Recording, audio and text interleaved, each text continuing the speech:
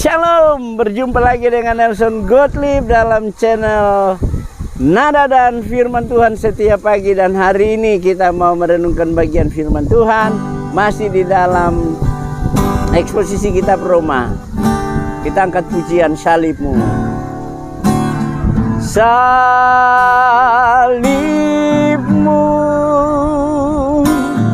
salibmu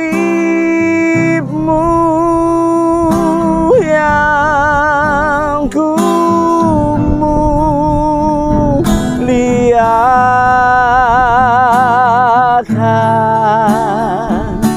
hingga dalam surga kelak ada perhentian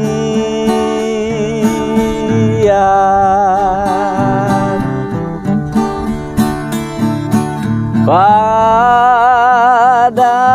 kaki salibnya Yesusku berlindung.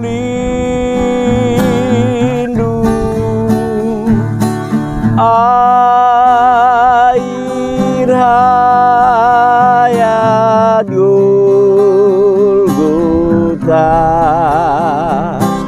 pancaran yang agung,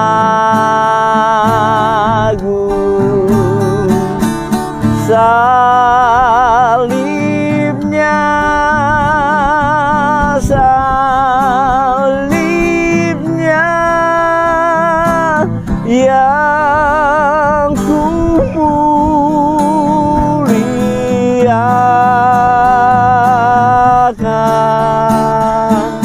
hingga dalam surga kelak ada perhentian.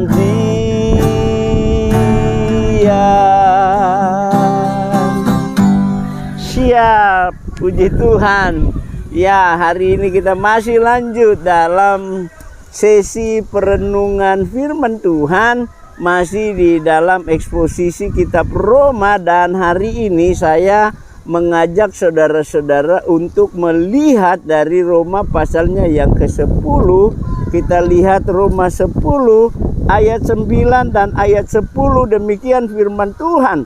Sebab jika kamu mengaku dengan mulutmu bahwa Yesus adalah Tuhan dan percaya dalam hatimu bahwa Ia telah membangkitkan orang mati, maka kamu akan diselamatkan. Karena dengan hati orang percaya dan dibenarkan, dan dengan mulut orang mengaku dan diselamatkan. Saudaraku yang kekasih di dalam Tuhan Yesus Kristus, luar biasa sebuah jaminan lagi yang kita boleh temukan di dalam pasal 10, bahwa di mana Tuhan memberikan jaminan bahwa kalau kita mengaku. Jadi kita melihat di sini prosesnya di dalam dari pasal 1, 2 sampai pasalnya yang ke-5 berbicara bahwa Yesus sudah mati mengampuni dosa kita. Yesus menyatakan kasih bagi kita di Roma 5 ayat 8 bahwa ketika kita masih berdosa, di sana Allah menyatakan kasih, mengutus Yesus untuk mati bagi dosa kita, mengampuni dosa kita. Roma pasal 6 ayat 10 menjelaskan bahwa kematiannya adalah kematian terhadap dosa kita satu kali untuk selama-lamanya, dan kehidupannya ada kehidupan bagi Allah. Ketika Yesus datang menjalani penderitaan sampai mati di kayu salib, kemudian dia dikuburkan dan dia dibangkitkan, maka selanjutnya adalah jaminan Allah bagi orang yang mau percaya akan kematian dan kebangkitan Kristus, membawa kepada dia sebuah kemenangan. Di sana dikatakan bahwa jikalau kamu mengaku dengan mulutmu. Jadi kita lihat di sini Allah memberikan, sebab jika kamu mengaku dengan mulutmu dan percaya dalam hatimu bahwa Yesus adalah Allah, mengaku dengan mulutmu bahwa Allah telah membangkitkan dia dari antara orang mati, percaya dalam hatimu, maka kamu akan diselamatkan. Karena dengan mulut orang mengaku akan dibenarkan, dan dengan hati orang percaya akan diselamatkan. Jadi saudaraku yang kekasih dalam Tuhan, ini sebuah jaminan. Syaratnya untuk memperoleh keselamatan di dalam Kristus, karena lewat kematian dan kebangkitannya, orang yang benar-benar mau percaya saja itu syarat. Tidak ada syarat lain. Allah tidak memberikan syarat lain selain daripada percaya kepada Kristus. Dengan saudara saya benar-benar menaruh harapan, benar-benar menaruh percaya. Percaya adalah iman. Bicara tentang iman adalah berbicara tentang percaya dan menerima. Mengaku dengan mulut itu adalah sebuah pengakuan dan percaya di dalam hati. Menerima dia di dalam hati sebagai Tuhan dan Juru Selamat. Disitulah proses iman. Iman terjadi di sana. Seseorang begitu dia mengaku Yesus, bahwa Yesus sudah mati mengampuni dosanya, bahwa Yesus sudah bangkit dan mengalahkan maut, dan bahwa dia benar-benar percaya, yakin bahwa seluruh dosanya sudah diampuni lewat kematian dan kebangkitan Kristus. Dia terima di dalam hatinya, maka di saat itulah dia memiliki yang namanya iman. Itulah yang namanya iman. Iman adalah mengaku dengan mulut dan percaya dalam hati. Ketika kita sungguh-sungguh mengaku dengan mulut kita, dan kita benar-benar percaya dalam hati kita bahwa benar-benar dia adalah satu-satunya jalan, dia adalah satunya juru selamat, dia adalah penebus dosa, dia adalah pembenaran itu sendiri, maka saat itulah saudara diselamatkan. Itu jaminan. Jadi bukan orang lain yang memberi jaminan bagi kita untuk memperoleh sebuah keselamatan yang pasti, tetapi jaminan itu datangnya dari Allah sendiri. Ketika kita benar-benar mempercayai Allah dengan jaminan yang dia berikan, maka kepastian itu akan saudara miliki.